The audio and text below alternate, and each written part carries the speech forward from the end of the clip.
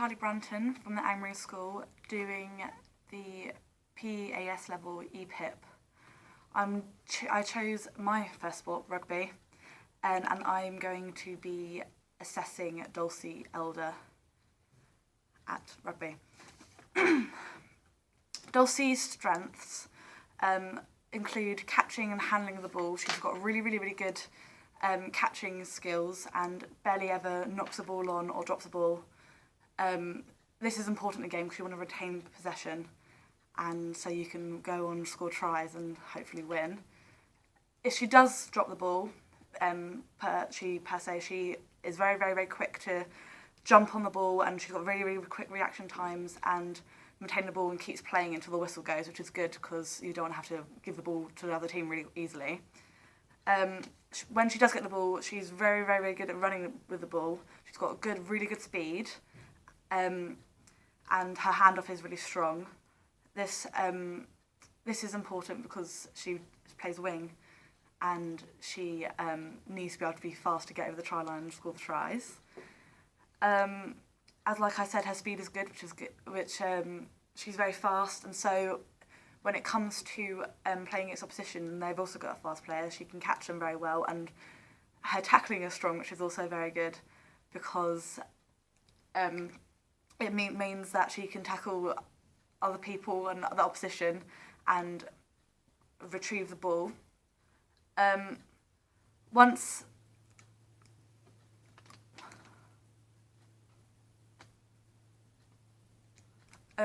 When she does have the ball, her passing off her dominant hand, the right hand, is very strong. She can pop, bullet and spin pass off her right hand, and it's really strong. And her strength in the tackle and maul in the mauls is very strong, and if no one else is getting into a maul, she's straight in there and driving it back. She's really good when it comes to maintaining possession or trying to gain possession from the other team. She's also very good at deciding whether to go into the tackle or to pass it out, which is good because we don't want to lose the ball and we don't want to have to slow the game down. We want a nice quick game. However, the passing off the left hand is not so strong. She can do a pop pass, but her spin pass isn't very good at all. It's not very accurate. It doesn't go the right distance, and she can't spin it at all with it. So, and that's not good because if she's playing on the opposite side of the ring, she needs to be able to pass it inside, and she needs to be strong off both hands. Her stamina isn't as good, unfortunately. She has good speed and she makes a really good run, but if she does a lot of them, she loses stamina very quickly, and either needs to be subbed off or she needs to have a little rest on the side. Her rucking isn't as strong as we would like. She's good when she has the ball, when she goes and she presents. She's very good at presenting the ball, which is important because we want to obviously retain the ball and be able to ship it out quickly. But when it comes to someone else who goes down in front of her, she's not very good at. She doesn't have a very quick reaction to driving over, which can cause problems because that means the other team has an easier chance to gain possession. So either turn over the ball and the other team also has a good chance of retaining possession, which we don't want because we want to be able to get the ball. Her kicking isn't very good either. In the game I watched, she attempted 2 kicks and both of them went straight to the opposition's hands and they ran through and scored a try. And so I think after that the coach did have a word with her, which was probably a wise idea. But kicking as a back can be very important because you want a better place kick, grab a kick. And as a winger, she drops back with a fullback sometimes, and she needs to have to clearance kick and like that. However, it isn't as important as if she was a 10. So I'm not going to focus on that as her main weakness. I'm focusing on passing off the left hand as her main weakness because you need to be able to pass both ways, otherwise you won't be able to retain the ball as a team. I have created an action plan for Dulcie to improve her passing of her left hand, and this will be 3 half-an-hour sessions a week for 6 weeks. These can be situated at any time of the week. It can be a situation before a training session with her team, or it can be situated in her own time when she has a bit of spare time, because she can do it in her back garden. She doesn't have to be at the rugby pitch to do the first part of the action plan. First of all, she's going to start with one hand, and it's going to be a straight forward pass, so someone in front of her. So she can do it either against the wall and go to pick up the ball, or she can do it with another person. It's probably easier with another person, but it's whether she has someone else to do it with. So it doesn't have to be someone who can pass back, so it could be either a family member or just a friend who doesn't even play rugby, or it could be a team member. So first of all, she'll start with the ball in her left hand, I'll place it on her hip, and she'll just push it forward and keep pushing, and she'll get the ball and she'll keep going, and eventually that will improve distance and accuracy, because and the power of the pass, because the other hand doesn't actually give any power to it at all. It just helps guide the ball, and so just passing off the one hand will help with the power and the distance of the pass, which is important as a back to be able to pass quite far. And then eventually, when she's got the hang of the power and the distance, she'll bring it in her second hand, and that will help with the accuracy of the pass. She needs to be able, with the rugby ball, she needs to be able to put her hand roughly in the slightly back from centre. So for example, this is a rugby ball and this is the centre. She needs to have slightly back, and then like that, and then she'll push it forward and she can twist her hand.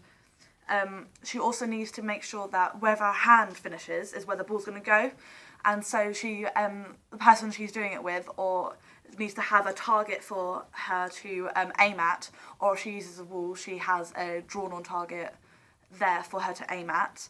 And so once she's led onto two hands with a spin passing, she'll then move on to doing it sideways, preferably with the person this time, because it's a bit of a pain to having to keep moving and picking up a ball. So she'll pass it sideways, and then she'll receive it again. She'll pass it sideways. At the moment, she's working on just passing it flat, because you don't have to worry about where the person is going to be. And then eventually, the person her friend that she's working with, will move about, and Dulcie will have to adjust her where she's aiming accordingly. And so, for example, if her friend is moved backwards, she's going to have to pass it to the target slightly further back, or if she moves out, she's going to have to throw it a bit further, moves in, throw it a bit lighter, etc., etc. And then eventually she'll start doing the same person, same place, just walking forwards and backwards, and then eventually the person will start changing places, just walking, and then it'll build on to running, and then it'll build on to more people, so receiving and then passing, receiving and then passing, receiving and then passing, and then eventually it'll be put in with some people opposite them, such as defenders, so she can practice receiving, defender coming towards her, and then passing, and then eventually it will lead into more of a contact situation, so tackling can actually take place, and she has to work on the speed of her pass and the quick reaction time to be able to pass it on. At the end of each week, the coach will assess and how good her passing has become by doing the sideways drill with her, and if for example the distance is not quite there yet, they'll move back to the one-handed distance throws, and then for example if the accuracy isn't quite there, then it'll go back to the two-handed, etc., etc. And that'll happen at every end of each week, and hopefully by the 6 weeks her passing would be really, really, really good now. And if not, you can reassess and extend the training program accordingly. So for example, at 6 weeks and she still hasn't managed to be able to going into a contact situation with it, then eventually you'll extend it by 1 or 2 weeks until she will be able to.